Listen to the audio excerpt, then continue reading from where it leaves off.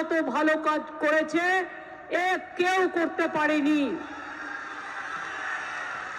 ওকে হিংসা করে গ্রেপ্তার করেছিল, কোনো প্রমাণ পাইনি। ওকে হিংসে করে গ্রেপ্তার করেছিল, কোনো প্রমাণ পাইনি। কেন গ্রেপ্তার করেছিল? এটা মমতা ব্যানার্জির আজকের উক্তি, এবং উনি হাবড়ার জনসভাতে এটা বলেছেন। যদি প্রিয় মল্লিকের হাত ধরে উঁচু করে যে বালু আমার ফেভারিট, বালুকে জেতাতেই হবে, সেটা দিদির ফেভারিট অবশ্যই, এখন থেকে না, একদম টিএমসির জন্ম লগ্ন থেকে যদি প্রিয় মল্লিক ওখানে আছেন, প্রথমে গাইঘাটার সিটে জিততেন, তারপরে ওটা এসসি সিট হয়ে যায়, উনি হাবড়া থেকে দাঁড়ান এবং জেতেন। এবার দ্বিতীয় কথা, যে মমতা ব্যানার্জি আজ এই কথা বলতে পারছেন কেন?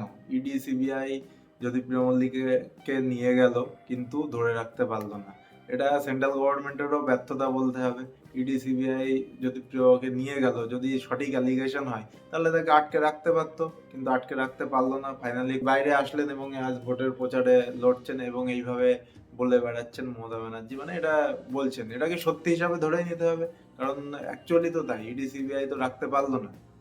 টিএমসির অনেককে ধরে নিয়ে গেল, পার্থকে ধরে নিয়ে গেল, এই কারণের জন্য এতগুলো 26,000 টিচারদের চাকরি গেল, চাল আর কাপড় আলাদা করতে না পেরে চাকরি চলে গেল, কিন্তু পার্থবাবু বাইরে, বাকি সবাই বাইরে, সবাই জামিন পেয়ে বাইরে, কিন্তু দোষী সাব্যস্ত হলো কারা, কারা শাস্তি পেলো? সেই টিচাররা। এগুলো ভাবার বিষয়, মানে ইডি সিবিআই জাজ হচ্ছে ঠিকই, কিন্তু কোনো রেজাল্ট নেই, এটা তার একটা বড় প্রমাণ। তারপরে অনুব্রত মণ্ডলকে নিয়ে গেল, এই সম্পত্তি সেই সম্পত্তি, কদিন বিশাল কোটি কোটি টাকার লেনদেন, লটারি, কিন্তু ফাইনালি উনিও বাইরে। ইডি সিবিআই যতই যা বলুক, কোনো নেতাকে নিয়ে যেয়ে তো রাখতে পারছে না ভেতরে, এটা বলাই বাহুল্য।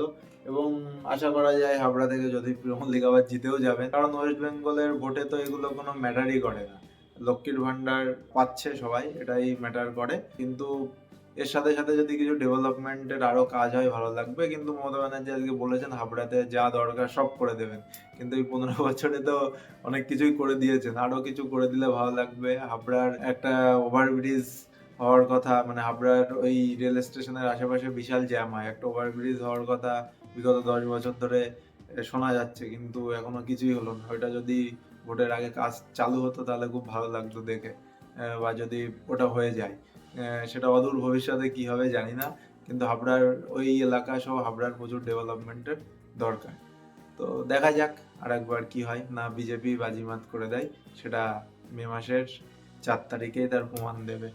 যাই হোক, প্রচার তো খুব জোর কদমেই চলছে এইসব জায়গায়। আশা করি ভবিষ্যতে অমিত শাহ বা নরেন্দ্র মোদী আবার আসবেন প্রচার করতে, এখানেও তারা কি বলে দেখা যাবে।